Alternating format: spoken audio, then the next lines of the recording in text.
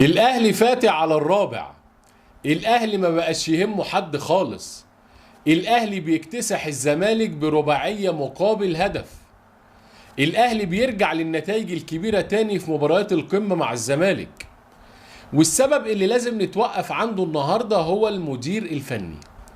الفرق بين مدير فني وهو مارسيل كولر بعبقريته، ومدير فني تاني وهو أوسوريو بتأليفه. لو جيت تقارن بين المديرين الفنيين هتلاقي الفرق كبير جدا. مدير فني حضر كويس المباراة، مدير فني ذاكر كويس الزمالك، مدير فني كان مركز وعارف ان هو عايز ايه من المباراة. عكس أوسوريو اللي بصراحة يعني كان قمة التأليف وقمة التهجيص وقمة كل حاجة بعيدة عن كرة القدم نهائيا. لو شفنا مارسيل كولر النهارده وتحضيره للمباراه ازاي انه ما اتخدعش من نتائج الزمالك اللي فاتت، الفوز على فيوتشر 3-2 بريمونتادا كبيره، الفوز على المقاولين العرب بنتيجه كبيره 6-1. رغم كده الراجل عارف السلبيات والمشاكل اللي عند نادي الزمالك في خط الوسط وخط الدفاع واشتغل عليها كويس جدا.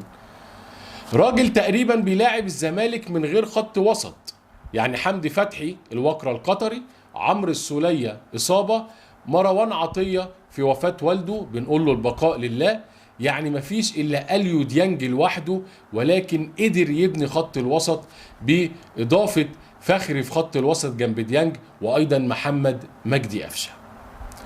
ما حصلش تأثر، قدر يلعب بنفس الأسلوب بتاعه وقدر يكسب الزمالك بالأربعة. الناحية التانية مدير فني نازل من غير ولا لاعب في خط الوسط. معلش ده هزار، ده لعب عيال. سيبنا بقى من الناس اللي بتقول ده فكر ومش فكر وجوارديولا والكلام الفارغ ده. احنا بنتفرج وعارفين جوارديولا بيلعب ازاي والفكر ده ازاي. هل الموضوع يوصل في كرة القدم ان مدير فني نازل يلاعب مباراة بدون لاعب واحد خط وسط؟ دي ما حصلتش في التاريخ. يعني ينفع فريق ينزل يلعب مثلا بدون حارس مرمى؟ هي نفس الامر بالظبط.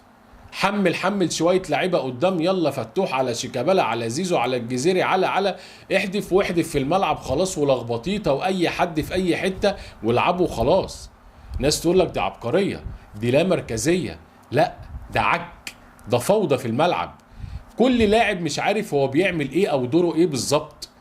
بالتالي نادي الزمالك او أوسوريو بالتحديد سلم وسط الملعب بتاعته للنادي الاهلي او لمارسيل كولر تسليم اهالي.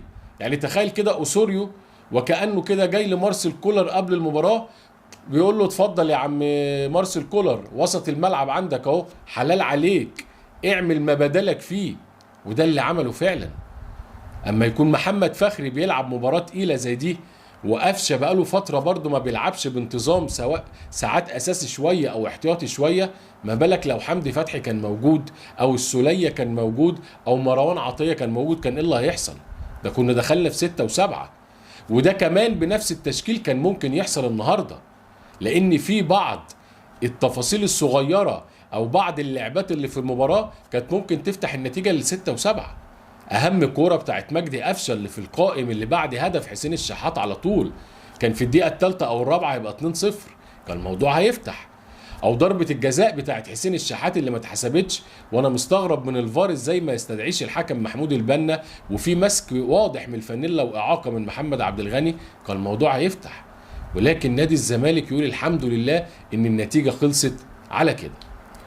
بدأ النادي الأهلي بقوة، ومن أول دقيقة على طول حسين الشحات ما سماش 1-0 بكرة جميلة استلمها وتوغل وسدد في الضيقة قوية جدا عشان يبقى 1-0. بعديها الأهلي بدأ يضغط تاني، جت كرة قفشة، بعديها الأهلي استحوذ على نص الملعب، ولكن كان في بعض الهدوء النسبي. الأهلي مش عايز يضغط بكامل قوته، وفي نفس الوقت محمد مجدي قفشة كان في بعض الأحيان بيوقع الريتم بتاع النادي الأهلي، لغايه ما جه الجون الثاني لحسين الشحات وتوغل ايضا من العمق وتسديده قويه تاني، وكان لعيبه الاهلي عماله تشوط بقوه على مرمى محمد صبحي علشان يحرز الهدف الثاني، وبعديها معلول نفس الامر من نفس المكان بالعمق ويسدد الهدف الثالث، لغايه ما محمد صبحي كده قام قعد يلطم. هو ايه يا جماعه؟ هو اي لاعب يمسك كوره يشوط على طول جون؟ السبب ان مفيش لعيبه خط نص، السبب ان الزمالك ما بيلعبش برقم 6. رقم 6 دي مسؤوليته ان هو بيقف قدام المدافعين وبيمنع اي حد انه يسدد. لكن مع احترامي لعيبه الاهلي الشوارع مفتوحه، اللي عايز يشوط حتى من نص الملعب، من على اليمين، من على الشمال، كل الزوايا المرمى مفتوحه. نزل الشوط الثاني عشان تعرفوا دليل العك 4 تغييرات، عدل مراكز بعض اللاعبين في الملعب، بقى في خلاص فتوح باك شمال، محمد طارق باك يمين، في عمرو السيسي خلاص في وسط الملعب، في رؤى، بدأ يعدل يعني وظائف اللاعبين في الملعب، كل واحد بيرجع مكانه، هو ما عملش اكتر من كده. بدأ الزمالك يتحسن، بدأ الزمالك يمسك كورة، بدأ يضغط، بدأ يروح على مرمى الشناوي، بدأ يضيع أكتر من فرصة لغاية ما حصل على ضربة الجزاء اللي ترجمها زيزو عشان يبقى 3-1. كورتين في العارضة، كورة لزيزو والكورة التانية اللي أنقذها محمد الشناوي. بدأ الزمالك يبقى ليه شكل، والأهلي خلاص الأمور بقت هادية بالنسبة له، مش عايز يدوس أكتر من كده. نفس رد الفعل بيفكرني بالمباراة بتاعت الهلال السعودي لغاية ما جت الدقيقة 90. اول ما جت دقيقه 90 قلت خلاص الجون جاي، لان خلاص الموضوع عدى حته بقى يعني الروح بتاعه اللعيبه والبلاس 90، لا دي خلاص بقت عقيده. اول ما الحكم الرابع بيرفع اللوحه على طول بتاعه الوقت الضايع، لعيبه الاهلي خلاص بتحضر نفسها لازم نحرز هدف، سواء الاهلي كان متاخر او متعادل او كسبان. وده بالفعل اللي حصل على طول من جملة رائعة من 18 تمريرة قعد يلعبها لعيبة النادي الأهلي بمنتهى السهولة وبمنتهى الأريحية، لغاية ما ديانج لعب الكرة لمحمد شريف المحظوظ جدا على نادي الزمالك علشان يحط الهدف الرابع.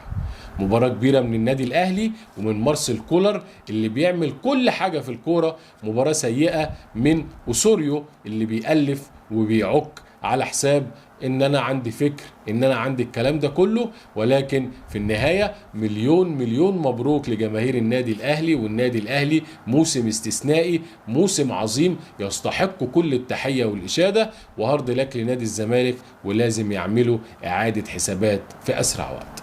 قبل ما نختم مع حضراتكم عايزين بس نوجه رسالة لجمهور الزمالك. هل الفريق دوت انت تضمن او تثق فيه في البطولة العربية خلاص اللي هي بعد أيام؟ بصراحة مستوى يخوف. مدير فني أو لاعبين، لا ما ينفعش الكلام ده يا جماعة، لازم تدعيمات، ولازم الراجل ده يظبط الخطة بتاعته شوية، ولازم يلاعب كل لاعب في مركزه. شغل الفكر وشغل الكلام ده شفنا مع أول مباراة مع خصم قوي حقيقي 4-1 مع الرأفة.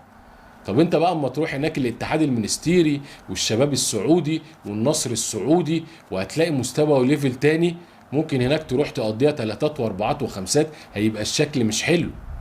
فلازم إدارة الزمالك تحاول تحاوط على الفريق الفترة اللي جاية علشان المنظر يكون في البطولة العربية أحسن حاجة. مش هتقدر اعتذر بأي طريقة، لكن ما تروحش قدام الدول العربية كلها بطولة عربية، بطولة قوية وأندية في منتهى القوة، وتروح بنتائج كبيرة أو نتائج سلبية.